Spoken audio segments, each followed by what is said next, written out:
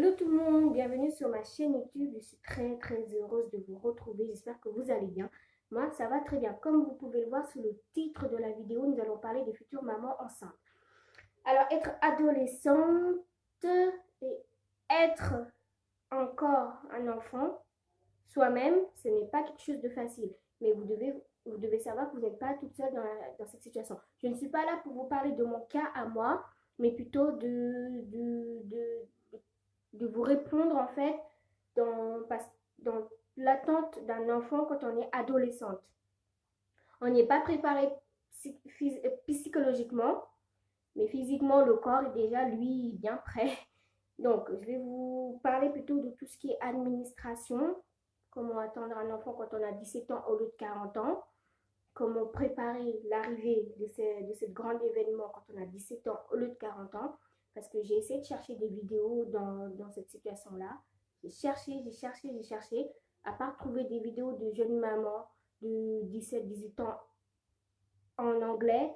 Malheureusement, je ne parle pas très bien anglais, donc je me suis dit, pourquoi ne pas parler de mon cas et peut-être pouvoir aider d'autres jeunes filles comme moi dans cette situation à mieux s'y retrouver. Quand on a 17 ans et qu'on attend un enfant, ce n'est pas la chose la plus facile. On n'y est pas préparé psychologiquement, comme je vous l'ai dit. Quand on a 40 ans et qu'on attend son premier enfant ou son deuxième ou son troisième, on y est prêt. On a son appartement, son boulot, son amoureux. Donc les papiers sont faciles à faire et on s'y retrouve.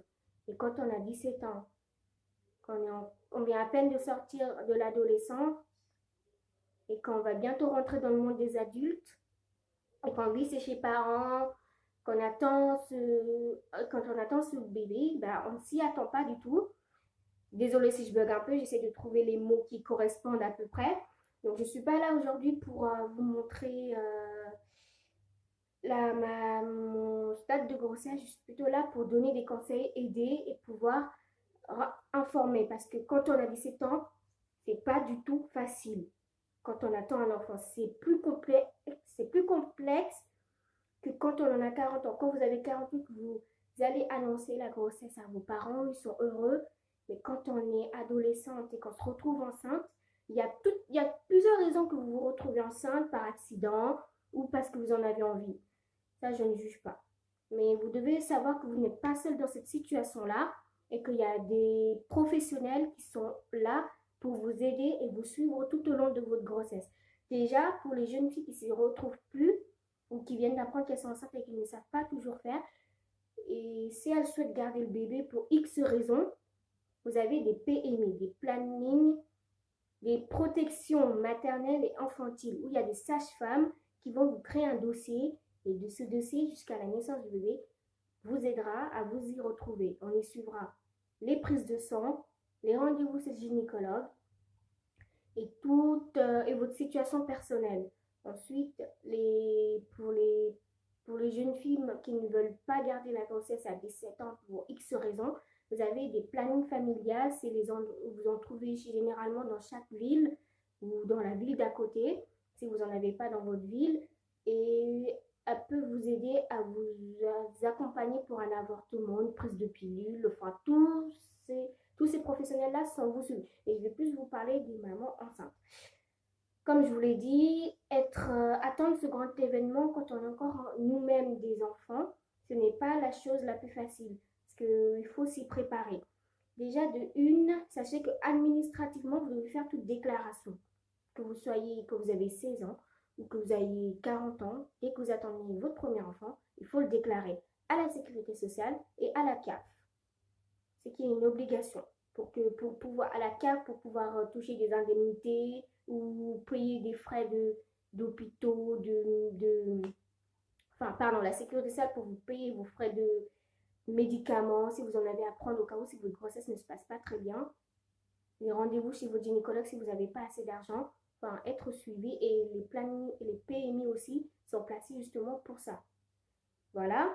La CAF pour pouvoir vous toucher des indemnités, c'est que si vous êtes dans une situation où vous n'avez peut-être pas de boulot à 17 ans et que vous n'avez plus l'école et tout ça, bah, la CAF peut vous aider financièrement à préparer l'arrivée de ce nouveau-né. Ils ne vont pas vous verser énormément d'argent, mais ils peuvent quand même vous donner quelques petits sous pour que vous puissiez pouvez acheter des vêtements, des petits trucs comme ça. Donc, les formalités, c'est la déclaration de grossesse à votre sécurité sociale, à votre CAF et à votre par la sage-femme. Donc, vous allez voir une sage-femme ou un médecin. Mais il y a aussi une autre déclaration qui est un peu plus personnelle, qui est familiale, que vous-même, vous devez faire. Certaines adolescentes ont décidé de garder la grossesse pour X raisons. On n'est pas là pour juger. D'autres se sont retrouvées dépourvues au dernier moment. Ils ne savaient pas qu'ils étaient enceintes, ce qu'on appelle un déni de grossesse. Ils se retrouvent à 9 mois avec un petit bébé, donc ils sont complètement perdus. Et d'autres, à 17 ans, se disent qu'elles n'ont pas le cœur ni la force d'avorter, donc elles décident de garder le bébé. Je ne suis dans aucun cas dans ces trois-là. C'est plutôt un petit problème personnel. Et je suis dans ma 7e mois de grossesse. Donc je me suis dit pourquoi ne pas partager mon expérience, mon savoir-faire pour vous aider, vous les futures mamans enceintes, adolescentes, à pouvoir vous y retrouver. Déjà, quand on attend un enfant, il faut déjà être prêt psychologiquement.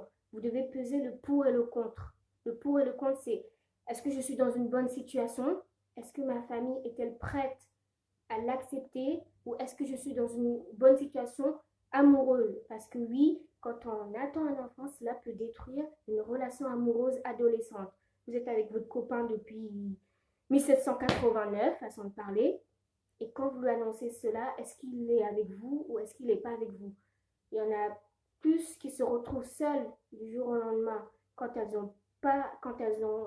savent qu'elles sont enceintes, que d'autres qui dès qu'elles sont enceintes. Bon, je dis pas que tous les garçons sont pareils, hein. Il y en a certains qui restent avec leur copine malgré l'annonce de leur grossesse et d'autres qui partent. Et c'est pas facile non plus pour ceux qui partent parce que vous devez encore faire 2 fois plus. Vous devez faire 2 fois plus que les futures mamans adolescentes avec leurs copains. Donc, faire la déclaration, déclarer quand on est enceinte et quand on est célibataire, on s'y attend pas parce que ça peut faire fuir le compagnon, l'amoureux. Voilà, c'est pas chose très facile, mais il faut être plus fort que soi. Donc, je vais plus aussi me pencher sur ce cas-là quand on est adolescente, enceinte et célibataire. Quand on cumule ces trois-là, ça fait mal. En tout cas, il y a plein de filles de ma génération, de mon âge, qui se retrouvent dans la même situation que moi et qui sont extrêmement perdues. On ne vous juge pas. La première chose quand on est enceinte et qu'on est adolescente, c'est qu'on a peur des jugements des autres. On est là, on se dit, je ne suis pas moi-même prête. Donc quand vous avez pesé le pour et le contre déjà personnellement et que vous voulez le garder, vous êtes prête à affronter le regard, le jugement et l'attitude des gens. Il y a certaines personnes de votre famille qui vont éclater de joie, qui vont être contents pour vous. Il y en a d'autres qui vont être plus restreints, plus en colère et même carrément ne plus vouloir vous voir. Je ne suis pas dans cette situation-là, mais je me mets en tout cas dans une situation où vous avez 17 ans, vous allez annoncer la grossesse et vous savez que vous venez de perdre beaucoup de gens à cause de ça. Désolée si certaines fois je répète des mots qui sont incohérents. J'essaie d'aller vite et c'est un sujet qui me passionne assez, donc je voudrais tellement bien faire que je m'en mêle les pinceaux, comme on dit. Alors, oui, on peut perdre certaines personnes en faisant une déclarant sa grossesse, mais vous devez d'abord penser à vous. Ne vous sentez jamais jugé parce que vous attendez un tel événement dans votre vie. C'est sûr que ça peut faire peur. C'est sûr qu'on ne s'y attend pas. C'est sûr qu'on se dit que dans 9 mois, même dans 2 mois, il va arriver et qui va changer votre vie pendant les 25, les 30, les 40 prochaines années de votre vie. En plus, quand vous êtes toute seule, parce que le père a fui, parce qu'il a disparu, parce qu'il est mort, pour X raisons. Mais vous devez justement savoir qu'il y a des professionnels. Les dames de la PMI, les sages-femmes, les infirmières, ce que vous voulez, sont là justement pour vous suivre. On n'est pas là pour vous juger. Vous devez jamais, jamais, jamais vous sentir coupable d'avoir pris la décision d'avoir gardé cet enfant. Après, on peut aussi vous faire sentir coupable de l'avoir avorté. Oui, parce que si vous le gardez, on vous fait sentir coupable parce que soi-disant, vous gâchez votre jeunesse, vous avez 17 ans. Quand vous avortez, on vous fait sentir coupable de l'avoir avorté, que c'est pas très bon. Dans tous les cas, vous passez toujours pour une mauvaise personne, que vous prenez la bonne ou la mauvaise décision. Mais tout ne revient qu'à vous. C'est à vous et à vous seul de vous sentir bien. Si vous vous êtes perdu dans votre grossesse pour X raisons, allez voir ces dames de sage-femme de la PMI, de la protection, du planning familial qui sont spécialisées pour ça. Même vos infirmières d'école, même votre médecin traitant, il est là pour vous aider, pour vous suivre dans cette période-là qui est assez difficile.